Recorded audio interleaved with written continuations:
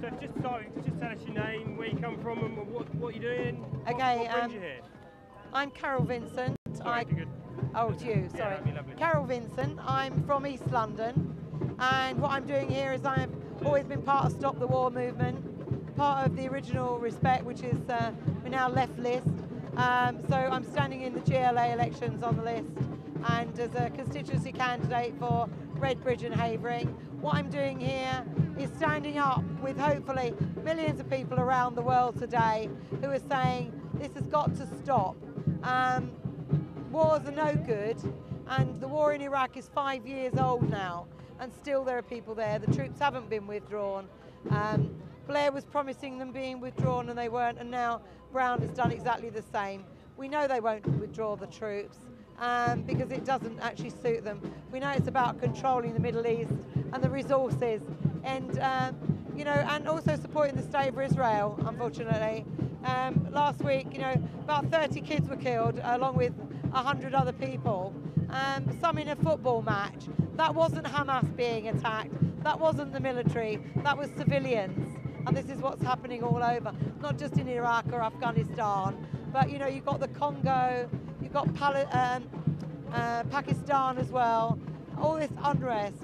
And we know, you know, the Bush, Blair, Brown regime is behind it all, and they're spending 3.8 billion quid of our money a year, and then actually not allowing us to keep our hospitals open, cutting health workers' jobs, cutting all the public sector workers' jobs. We need to stand up. We need a revolution, actually, you know, and we need to stand up and be counted. We need to be doing this all the time, getting out on the streets. We need to be voting against their politics and for change. Vote the left list in London. When Respect is standing, left list is standing, vote for change. Vote for the left, the socialists, to actually implement change. What can we do to get our youth voting more, though? I think we need to be going around, as I did in a local by-election, and talking to young people and telling them how important it is to vote. Not that, oh, it doesn't matter because whoever gets in, they won't change anything. They will. There are alternatives. I'm one of those alternatives. But they have to put their cross on paper. And what we need to do is we need to make sure that everybody by the 16th of April that can vote in London, particularly as there's GLA elections coming up, do actually go and register. You can register online in your local area, or you can come to us as the left list and we will register you. You can register for a postal vote if you can't be bothered to go out on the day. You can actually vote by post, and that's very, very easy from your armchair.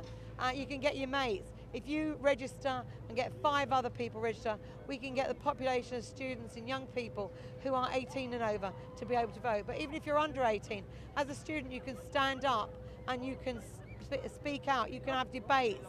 Do you still think the democratic process works in this country?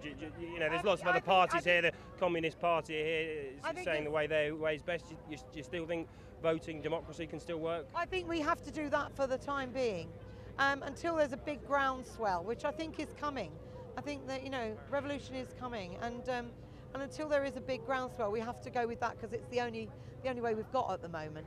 And if people just don't vote and don't do anything, or you know, sit on the fence about it all, then we won't get that change. How did you think the mainstream media cover the war? I think it's appalling. I mean, you know, if you look at the homophobia and Islamophobia that are in some of the press, and particularly the Daily Express and the Evening Standard, the Islamophobic headlines that are there, it's just disgraceful. And I think we've got a very right-wing media in terms of newspapers, but also the BBC and other channels. And it's all that honest? Do you think we get a true picture? No, I don't. I think it's a very dishonest picture that we get. I think there's a lot of collusion. All these embedded journalists, you know, they'll tell us the story that their editors and so on want us to hear, are not true. I mean, Harry was out in Afghanistan, old Prince boy, but you know, I would say he was probably much more protected than most of the troops that are out there. I would imagine it was very unlikely that he was ever going to be injured or come back in a body bag, as as many troops have come back. So we want the troops home. We want this money to be going into things that we need, not just here, but around the world, globally. You know, we need to be helping. For example, you've got Bangladesh.